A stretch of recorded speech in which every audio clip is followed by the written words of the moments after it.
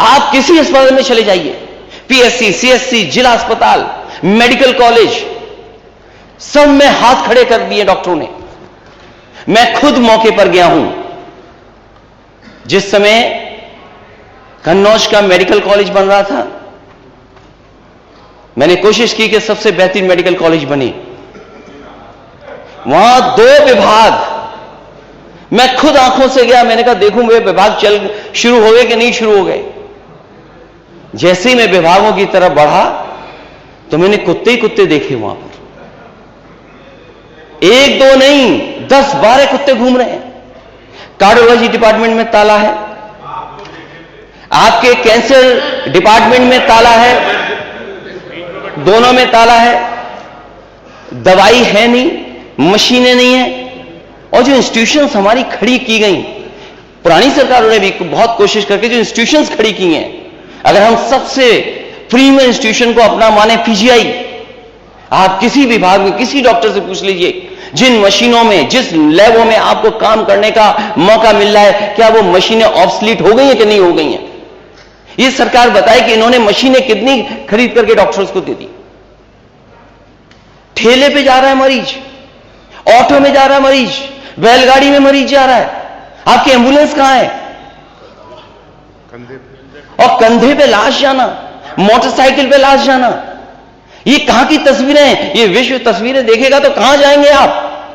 जिस दिन गोंडा की घटना, ये कस्टोडियल डेथ की हुई थी, ये नवाबगंज थाने की जिस दिन घटना हुई है, उसी दिन गोंडा में एक नर्स ने, एक गर्भवती मां जिसने बच्चे को जन्म दिया, बोतल चढ़ रही थी, गलत इंजेक्शन लगा दिया, उस मां की उसी समय जान चली गई। क्या मेडिकल नेग्लिजेंस की वजह से जानें नहीं जा रही?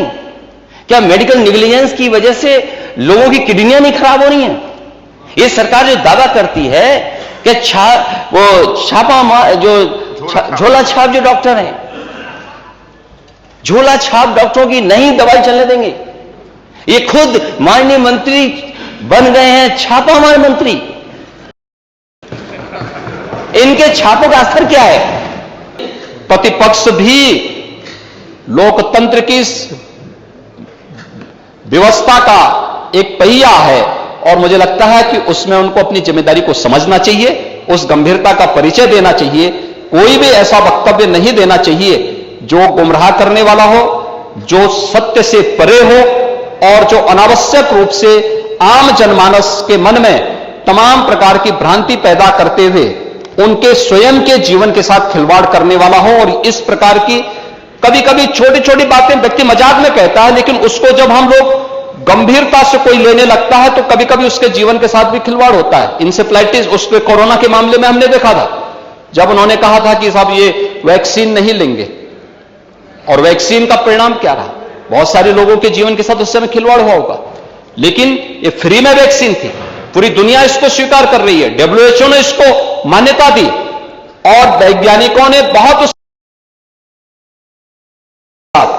हमें मौतें बताते हुए बड़ा अफसोस होता है कभी कभी कि इंसेफ्लाइटिस का वैक्सीन जापान में 1905 में बन गया था। भारत में इस वैक्सीन को आने में 100 वर्ष लगे। 2005 में यह वैक्सीन भारत में आया। क्या कर रहे थे हम आजादी के बाद? 1947 से 2005 तक क्या हो रहा था? इतने वर्षों तक आखिर हम क्यों, और इंसेफ्लाइटिस से मरने वाले ज्यादातर बच्चे कौन थे? अल्पसंख्यक और अनुसूचित जाति, अति पिछड़ी जाति से जुड़े हुए बच्चे थे। लेकिन वोट बैंक बनाने का प्रयास तो हुआ, लेकिन उन पीड़ितों के प्रति कभी संवेदना ईमानदारी से व्यक्त करने का प्रयास नहीं हुआ। वो कभी मुद्दा नहीं बन पाया।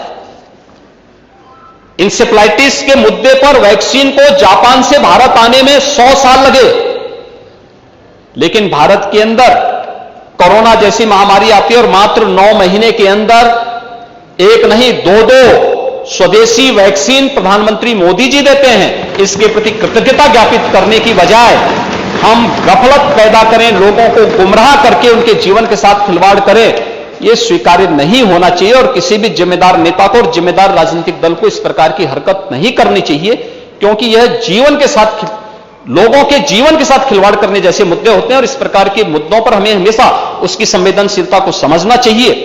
यहां पर जो भी मुद्दे उठते हैं ये हर व्यक्ति की संवेदना है। 108 की एक व्यवस्था है, आप कॉल करेंगे उसका रिस्पांस टाइम के अनुसार आपको वहां पर वह एम्बुलेंस प्रदान करने का प्रयास होता है और हमेशा एक प्रयास होता है, एक व्यवस्था, एक सिस्टम दी गई, एक व्यवस्था दी गई है, लेकिन हम उसको कटघरे में खड़ा करें। शासकीय जो व्यवस्थाएं हैं हमारी सीएचसी की, पीएचसी की, डिस्ट्रिक्ट हॉस्पिटल्स की या मेडिकल कॉलेजेस की, हम उसको ही कटघरा में खड़ा करके आम नागरिक के मन में भ्रम की स्थिति पैदा करें, यह अच्छी स्थिति नहीं है। मुझे लगता है नेता प्रतिपक्ष को एक जिम्मेदार नेता के रूप में सदन में बोलना चाहिए, तथ्यों पे बोलना चाहिए, जो आंकड़े हों उन आंकड़ों को एक बार सत्यापन करा करके अगर वे बोलेंगे तो ये विश्वसनीयता उनकी भी, उनके दल की भी बनी रहेगी और साथ साथ इस व्यवस्था के प्रति भी आम जनमानस का विश्वास डगमगाएगा नहीं।